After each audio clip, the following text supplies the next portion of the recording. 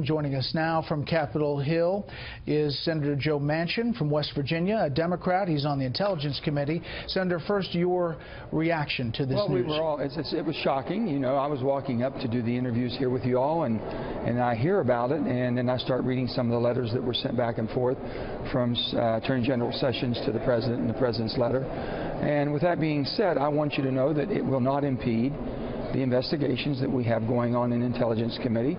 We're gathering that information in a diligent way, professional staffers, and basically we look forward to Mr. Comey coming before our committee. So when you hear President Trump in that letter say this line, "While I greatly appreciate you informing me on 3 separate occasions that I am not under investigation," is that true? Well, we're just going into that gathering now. I'm not going to make any accusations on anything or anybody, including our president. With that being said, this does not impede our investigation.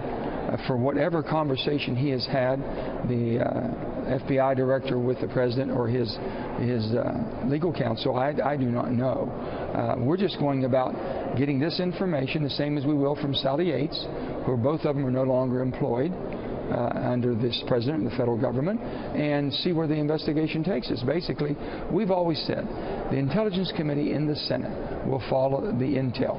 The intel will basically give us the facts. We have to move on that and make decisions from there.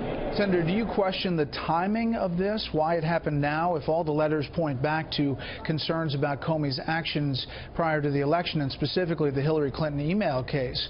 Do you question the timing of it happening today?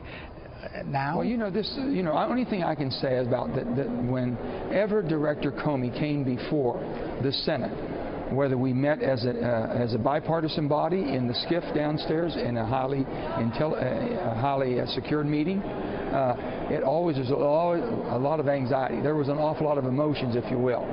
So it creates emotions every time because people think that the involvement and that it caused a difference in an outcome in an election, on and on and on.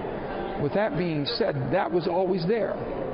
The only thing I'm hopeful for right now is whoever the President recommends for confirmation, advise, and consent from the Senate, it's somebody that we can all gather around. It's someone that we have confidence, and it can be overwhelmingly bipartisan. I'm hoping the 51-vote nuclear option is nowhere even needed because there's somebody so well respected and well qualified to take that position.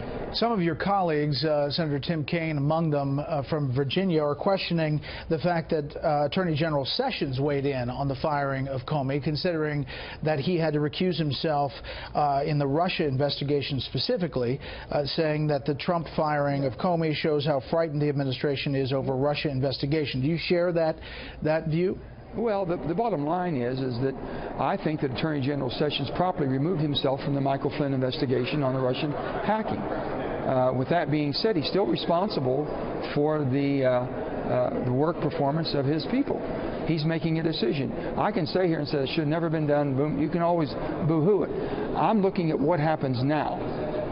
Do we get someone that has the qualifications, that has the confidence, that the Senate, Democrats and Republicans can support and move on? This will not interfere or intervene with our investigation.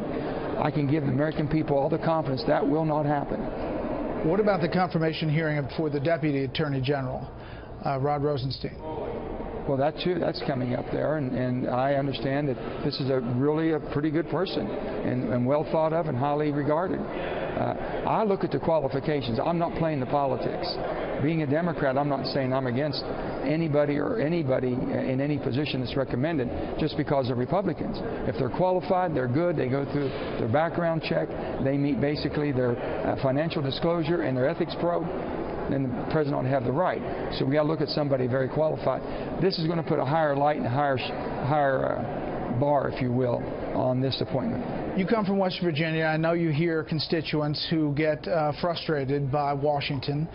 Some of the people in the middle of the country say, you know, you're focusing on the wrong things. Get things done. Get them across the finish line. What do you say to those people tonight with this action and what it means to Washington's ability to get things done? Well, first of all, I'll tell them, I'm as frustrated in West Virginia as they are. I had one person said, Joe, you don't know how bad things look. I said, yeah, you're sitting back home in beautiful West Virginia. It looks bad. You ought to try it from my seat. I'm trying to get people to work together. It just can't always be you against me and me against you. Can't we be for our country first? People have to have confidence we're here for the right reason. I'm not here for the Democratic Party. I'm not here for me and my political job, if you will. I'm here to do the job, to represent the people and give them confidence. We're looking at the facts and making good decisions. So I'm not going to second guess. The president has the right to have a team around him. I can disagree with that, but that's his right. Basically what we watch is the outcome that comes from that. So what you have to do now is watch and see who they recommend to give us for advise and consent, to see if that person can get 60, 70, 80 votes or more. That would be the telltale sign if we're going and moving in the right direction. Well, Senator Joe Manchin, we appreciate your time tonight. Thank you.